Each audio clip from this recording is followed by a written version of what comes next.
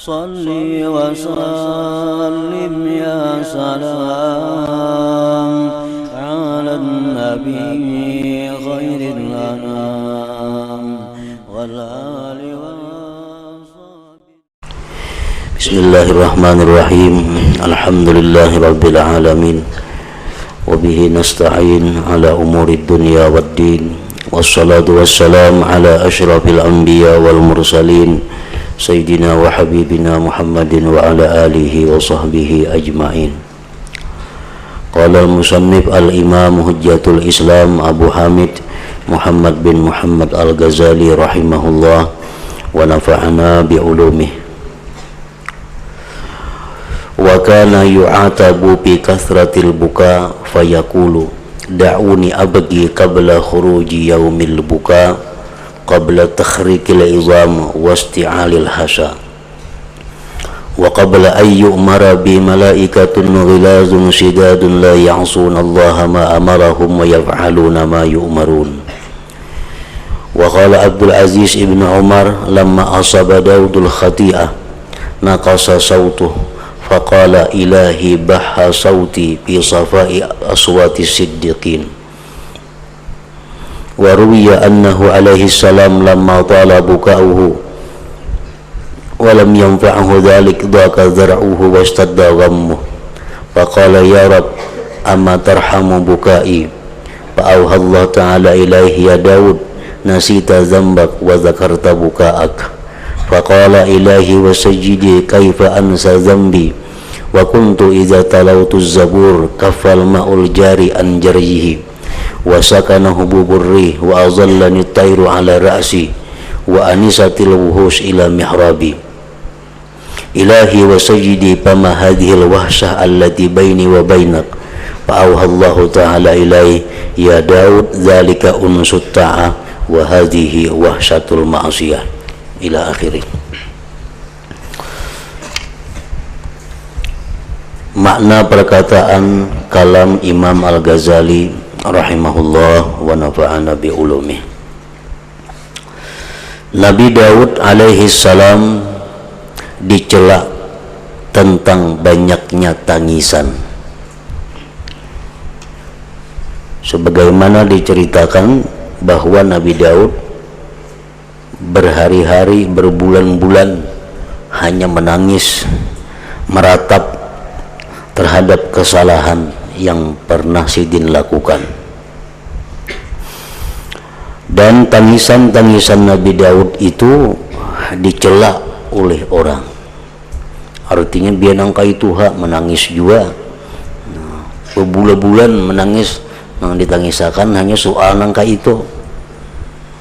Nabi Daud alaihi salam dicela tentang banyaknya tangisan. Tangis seseorang itu tergantung kelembutan hatinya. Makin lembut hati orang, maka makin mudah untuk menangis. Hati yang keras itu sebabnya kering air mata daripada menangisi kesalahan-kesalahan dan dosa. Apabila kita ingat dosa kita, apalagi dosa besar, kita ingat kelakuan kita yang telah lalu tentang dosa-dosa besar yang kita lakukan, tetapi kita tidak menangis, nah itu menunjukkan bahwa hati kita adalah keras. Orang yang berhati lembut, orang yang berhati lemah, jangankan mengingat dosa-dosa besar yang dilakukannya, mengingat kesalahan-kesalahan kecil, mengingat kurangnya adab di hadapan Allah, itu sudah membuat mereka menangis. Nah, jadi kada mudah untuk mendatangkan tangis yang sebenarnya itu. Kada mudah untuk membuat kita bisa menangis apabila kita ingat dosa. Tergantung dengan baiknya atau jeleknya hati kita.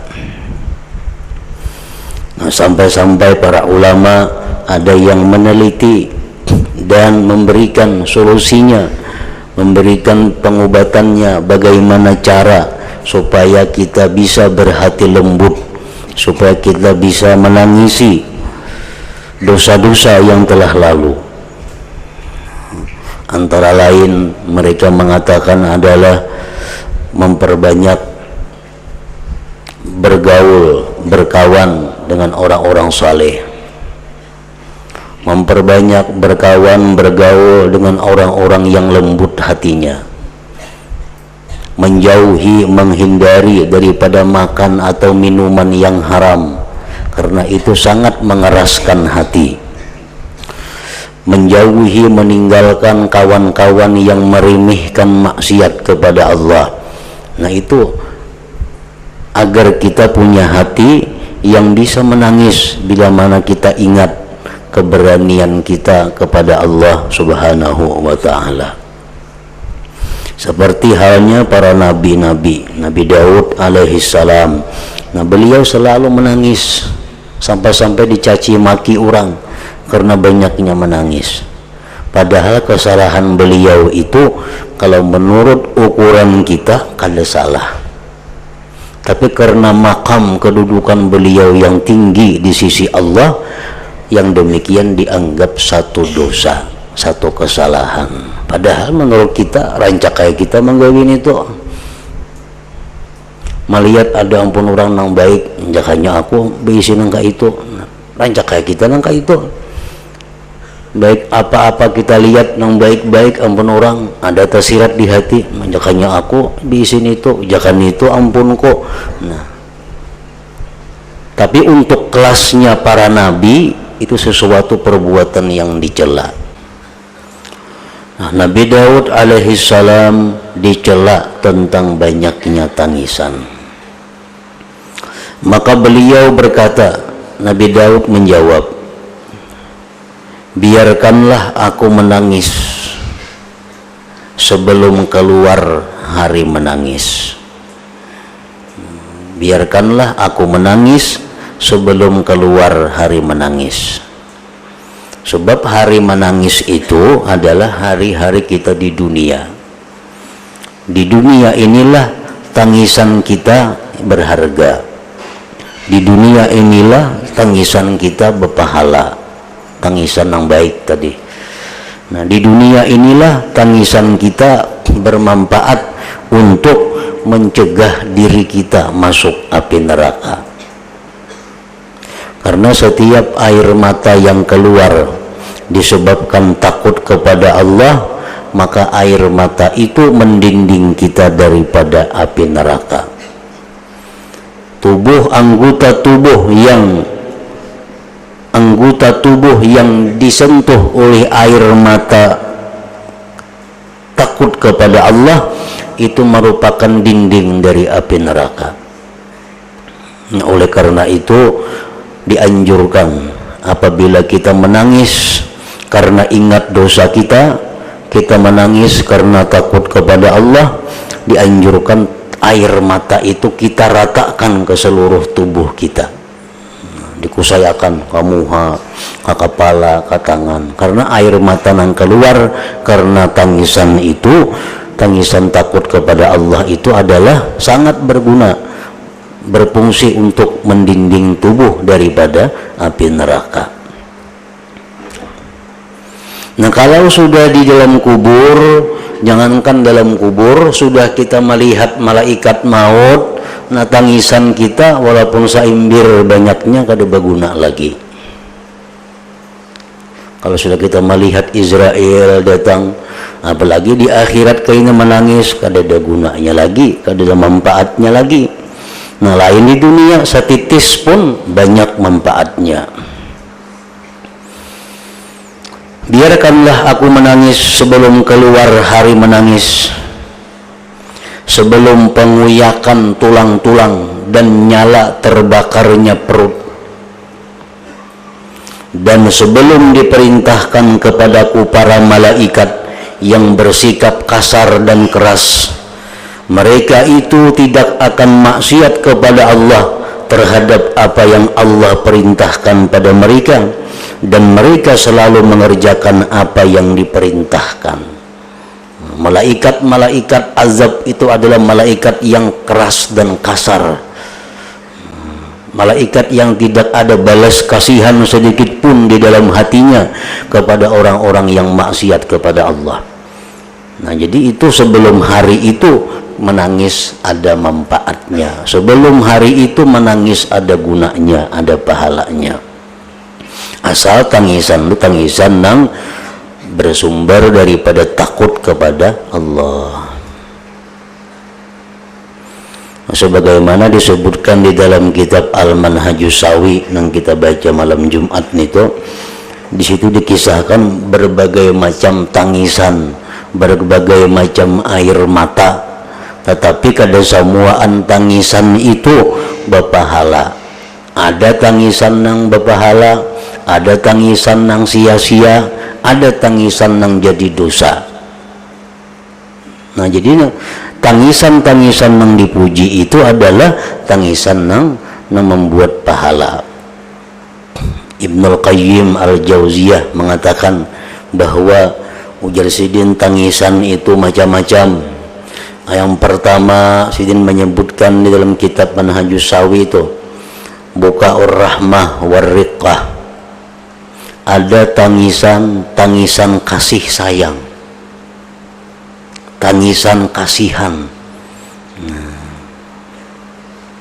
Kita melihat saudara kita, anak kita, atau orang-orang kita cintai, kita melihat inya berada dalam keadaan susah, atau inya ditimpa musibah, atau inya apa, lalu kita menangis. Nah, karena kasihan lawan inya. Nah, ini ngarannya adalah tangisan rahmah. Nah, tangisan ini berpahala. Kasihan melihat anak halus garing. Nah, antak-antak inya anak kita halus garing, ada kau berhinak. Kita kuitanya ini menangis melihat inya kasihan, maras. Nah, itu tangisan rahmah ngarannya. Itu berpahala itu. Rasulullah SAW pun sering melakukan ini. Waktu anak Sidin dalam sakaratul maut, Nabi kita menangis. Nabi kita menangis, anak Sidin dalam sakaratul maut. Lalu sahabat ada yang bertanya, wahai Rasul, kenapa pian menangis? Nah, ujar Nabi, kasihan inya. Nah, kasihan.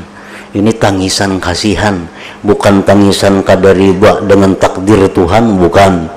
Nah, bukan tangisan menyesali ini kada, tapi tangisan kasihan ini ma'arid ini, nah, menyandang ini. Nah, itu bagus tangisannya. Yang kedua ujar Ibnul Qayyim bukaul khawf wal khasyah. Nah, tangisan takut. Takut nih, takut macam-macam takutnya. Nang berpahala itu adalah tangisan takut kepada Allah, takut kepada azab Allah. Kita keingatan bahwa Allah itu maha perkasa, Allah itu menyiksa orang-orang yang maksiat kepadanya, Allah mempunyai neraka yang sangat dahsyat panasnya bagi orang-orang yang maksiat. Maka aku ini rancak benar maksiat. Nah, keingatan itu, takutan, lalu akhirnya titis air mata. Nah, ini tangisan nang berpahala, tangisan nang larang harganya, nang kada kau dinilai lawan duit. Bukaul khawf wal khasyah. Yang ketiga bukaul mahabbah wasyauq, tangisan cinta dan rindu. Lawas sudah kada bertemuan, keingatan tak tangis, hendak berdapat tangisan cinta dan rindu. Baikkan ini tangisan ini tergantung nang dicintainya siapa. Amun nang dicintainya orang baik, baik juga tangisannya. Dicintainya orang kada baik juga tangisannya. Nang dirindukannya itu orang kada baik, berarti kada baik juga tangisannya. Amun dirindukannya baik, baik tangisannya.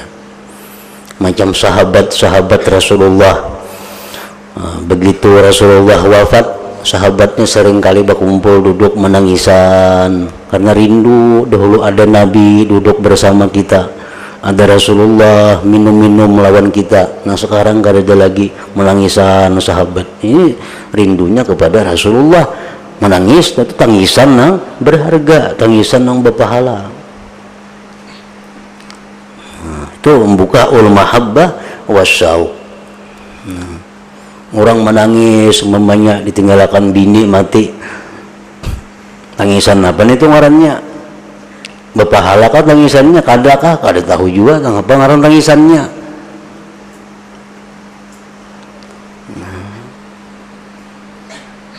Tangisan yang berpahala itu antara lain ada tangisan cinta, tangisan rindu kepada orang-orang yang dicintai Allah.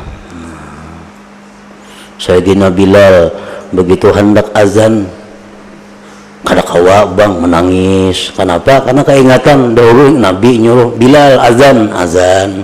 Bilal bang. Sekarang ada lagi yang menyuruh.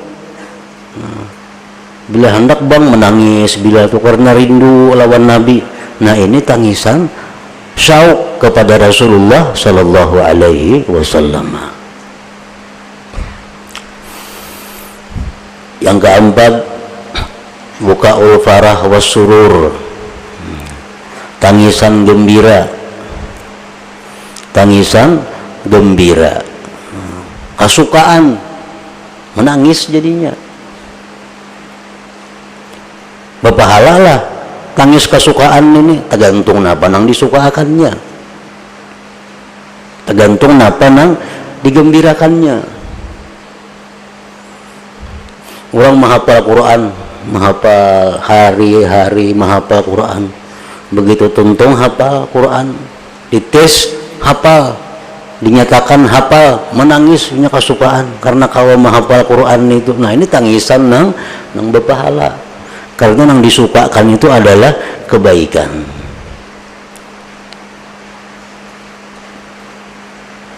Orang hendak mati itu disebutkan pasti menangis. Kenapa? Karena antara dua, imma neraka, surga dilihatnya. Jadi orang hendak mati itu bila melihat surga, itu pas itu kenapa jangan masuknya mbak embungnya menangis kesukaan karena pacang ke situ. Nah, jadi orang sakarat tuh matanya bebenyuan juga. Nah orang nang pacang ke neraka mati dipadahkan tuh kena ke situ nah mati nah. Nah menangis juga nya, tapi tangisnya tangis ketakutan, masuk neraka, tapi tangisnya kada berguna lagi karena sudah dinampakkan neraka kepadanya. Nah jadi tangisan gembira apabila yang digembirakannya itu berupa taat kepada Allah, itu berpahala. Nah yang kelima, bukaul jaza' min wurudil mu'lim. Ini kada ada baiknya tangisan ini, tangisan keluh kasah karena kesakitan. Tangisan keluh kasah, kuciak menangis inya kesakitan dengan apa kanang di aritnya. Kadang menyadari bahwa ini cobaan Allah, kada karena kesakitan itu nah kuciak menangis atau bebenyuan matanya. Nah ini kada ada pahalanya, ini bahkan bisa membuat dosa.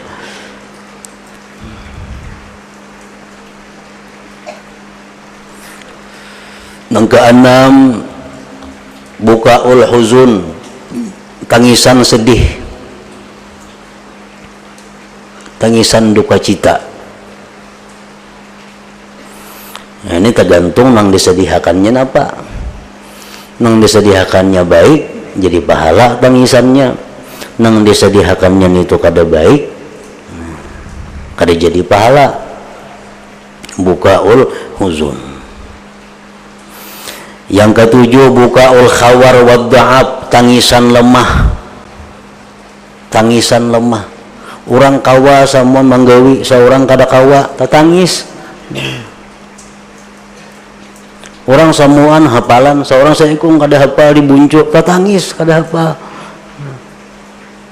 Tangisan lemah, tangisan khawar. Nah ini pun kada ada manfaatnya juga. Yang ke-8 bukaun nifaq, tangisan yang jadi dosa, tangisan munafik. Melihat orang kematian umpat dia menangis, padahal dalam hati suka ingin itu mati. Umpat dia menangis bersapu tangan mata, dalam hati alhamdulillah inya mati ini lah. Itu tangisan kemunafikan, tangisan nifak. Nah ini tangisan dosa ini. Ada juga macam itu tangisan itu. Yang ke-9 bukaul musta'ar wal musta'jar alaih. Nah ini yang jadi dosa juga, tangisan upahan menangisnya. Kayaknya bila aku mati lah kan menangis naku upah sekian, mati lo manggau nggak menangis upahnya ganal. Itu orang-orang dahulu ada nih tuh, di zaman jahiliyah nih tuh. Di zaman jahiliyah itu kalau ada orang mati, makin banyak nang menangisi, makin hebat nang mati ini kisahnya. Nah, jadi ada yang berwasiat kayaknya bila aku mati lah cariakan nang menangis 1000 orang. Saya kung diberi sekian. Ada aja nang hakun juga menangis itu diberi. Nah ini ngarannya tangisan musta'ar atau musta'jar alai. Itu tangisan nang dosa nih tuh. Nang ke-10 ujar Ibnul Qayyim bukaul muwafaqah, tangisan uumpatan. Nah, kawan dia menangis, lo menangis saya juga. Mengapa tangisakan gak ada tahu? Itu bisa terjadi. Tangisan muwafaqah nih. Orang salanggaran menangis, seorang umpat aja betitikan banyu mata. Nah, padahal kalau ada pemikiran apa-apa karena kiri kanan muka belakang menangis seumpat aja juga muwafaqah. Nah ini kalau ada manfaatnya juga. Nah, jadi mana nang sudah kita gawe tangisan itu 10 macam menurut Ibnul Qayyim. Ada lagi ulama yang lain menambahkan lagi macam tangisan itu adalah bukaul faut. Nah tangisan kaluputan. Nah, tangisan kaluputan ini artinya tangisan ketinggalan. Nah, tangisan ketinggalan ini banyak dilakukan oleh orang-orang saleh dahulu. Begitu hendak ke masjid sembahyang, orang sudah bubar sembahyangan, kada sempat lagi. Nah, tatangis karena kada sawat umpar sembahyang berjamaah. Nah, tuh tangisan faut ngarannya. Tangisan bapahala amun nang ketinggalannya nang bapahala. Orang hendak tulakan ke mana, ke acara nang baik, bila sampai tinggalkan orang motor sudah berangkat tetangis. Nah itu bagus amun nang berangkatnya kepada nang baik. Imam Ahmad Al-Hawari mengatakan abdalul bukaul abdi ala ma fatahu min awqatihi min ghairil muwafaqah. Paling abdal tangisan itu adalah menangisnya seorang hamba atas sesuatu yang keluputan akan dia daripada waktunya, daripada bukan taat kepada Allah. Tangisan yang abdal artinya memikirkan nih bahari banyak waktu nang tabuang gak ada kakaruan. Ruginya aku dahulu ujuk-ujuk ke situ kemarin nang apa? Jika dibawa membaca Quran, bawa berzikir, berapa banyak ribunya zikir. Ini kada duduk nih kartak batang harianan dahulu lagi anom nih kisahnya. Nah kayak menangis keingatan itu. Nah ini tangisan yang paling abdal, termasuk orangnya bukaul faut juga. Menyesali banyaknya membuang-buang waktu dahulu.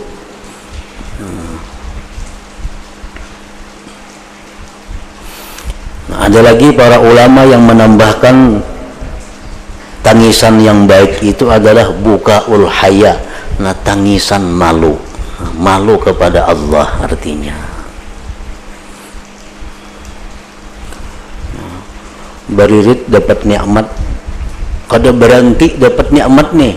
Bisukan dapat nikmat ini, setengah hari dapat nikmat pulang, malam dapat nikmat pulang. Tak pikir supannya aku lawan Tuhan, belirit beruntun nikmat nanggana-gana, sedangkan aku lawan Tuhan, taatku lawan Tuhan, baktiku lawan Tuhan kakak ini aja, tapi Tuhan beri nikmat luar biasa, supan lawan Tuhan, akhirnya menangis. Nah itu ngarannya bukaul haya. Nah, tangisan malu ini pun nilainya tinggi besar di sisi Allah. Nah tapi dari sekian macam tangis-tangis ini, tangis yang paling diperlukan oleh kita adalah menangisi kesalahan dosa. Nah, itu tangisan yang sangat perlu. Kenapa? Karena samuaan kita ini suah berdosa. Kadang kita kada menggawi dosanya kecuali para nabi-nabi. Bila orang kada nabi itu mesti berbuat dosa, sedangkan penghapusan dosa itu hanya air mata yang bisa menghapuskannya. Bahkan Imam Ghazali dalam kitab Ihya, dalam kitab Tobat menyatakan bahwa membuktikan orang itu menyesal, tangis maka. Kan tobat itu menghapuskan dosa. Nah pangaran tobat satu menyesal. Apa buktinya menyesal? Menangis maka. Bila kada menangis belum menyesal. Nah, jadi dosa-dosa yang kita lakukan itu, bila kita belum pernah menangisinya, itu masih membahayakan kita, masih mengkhawatirkan kita, bisa belum terhapus dengan tobat-tobat yang kita lakukan itu. Nah itu tangis takut dosa ini. Dan kita ingat bahwa Rasulullah menyatakan satu titis tangisan karena takut lawan Allah itu mendinding sesuatu yang disentuhnya daripada api neraka.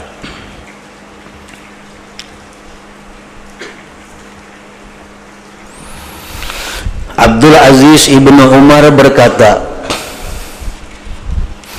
ketika Nabi Daud memperbuat kesalahan, maka berkuranglah kemerduan suaranya. Dulu suara Nabi Daud itu luar biasa, banyu nang mengalir tuh, banyu mengalir. Kalau Nabi Daud itu bersair, gana banyu. Kita bayangkan kayak apa suara Nabi Daud. Ini banyu ini mengalir. Kalau Nabi Daud tuh bisin bersair, gana banyu. Hendak mendengarkan suara Nabi Daud dahulu. Apalagi angin, apalagi binatang, burung, semuaan. Kalau Nabi Daud tuh mengangkat suara, diam semuaan hendak mendengar suara Nabi Daud. Nah begitu Nabi Daud ini memperbuat kesalahan yang tadi, maka berkuranglah kemerduan suaranya. Nah, dulunya angin dia mendengar suara Nabi Daud, sekarang angin kada hir-hiran lagi tatap betiup. Nah banyu dahulu bila Nabi Daud bersuara, banyu mengalir diam, sekarang mengalir terus banyu. Nah, seolah-olah kada mendengar lagi suara Nabi Daud. Nah ketika Nabi Daud memperbuat kesalahan, maka berkuranglah kemerduan suaranya. Kemudian beliau berkata, wahai Tuhanku, seraklah suaraku. Nah itu bacaannya, paraulah suaraku dalam kejernihan suara-suara siddiqin.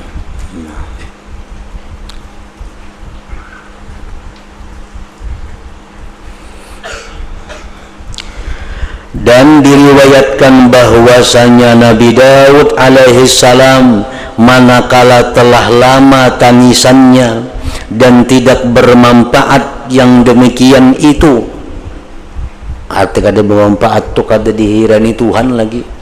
Nabi Daud seharian menangis belum ada balasan dari Allah, 2-3 hari menangis Nabi Daud kada ada lagi sambutan dari Tuhan. Maka sempitlah baju besinya dan bersangatan kesedihannya. Maka beliau berkata, wahai Tuhanku, apakah engkau tidak menyayangi terhadap tangisanku? Wahai Tuhan, apakah kada berarti tangisanku ini? Nah, sudah berpuluh-puluh hari menangis, kada ada juga sambutan dari Tuhan, kada ada juga wahyu dari Tuhan. Nah, akhirnya maka Allah mewahyukan kepadanya, wahai Daud, kamu lupa akan dosamu dan kamu ingat akan tangismu. Ikang tuh tangis nang diingatakan wahai Daud dosa kada. Nah, Nabi Daud berkata, wahai Tuhanku dan Tuanku, bagaimana aku lupa akan dosaku. Apabila aku membaca kitab Zabur, niscaya ia menahan air yang mengalir dari alirannya, menenangkan hembusan angin. Burung-burung menaungi aku di atas kepalaku, dan aku menjinakkan binatang liar ke mihrabku. Wahai Tuhanku dan Tuanku, apakah keliaran ini yang ada di antara aku dan Engkau? Nah, kenapa sebabnya? Dahulu membaca kitab Zabur, air yang mengalir berhenti, angin bertiup kencang berhenti, binatang-binatang buas berdatangan. Nah, sekarang lain. Maka Allah mewahyukan kepadanya, wahai Daud, demikian itu adalah kejinakan ketaatan, dan ini adalah keliaran maksiat. Jadi maksiat itu membuat wahsyah di dalam hati orang yang melakukannya, dan bisa membuat wahsyah kepada makhluk-makhluk yang lainnya. Itu maksiat. Arti wahsyah itu kada nyaman, liar. Jadi perbuatan maksiat itu bisa membuat diri kita ini liar dengan kita, kada nyaman, dan bisa membuat orang lain pun liar dengan kita.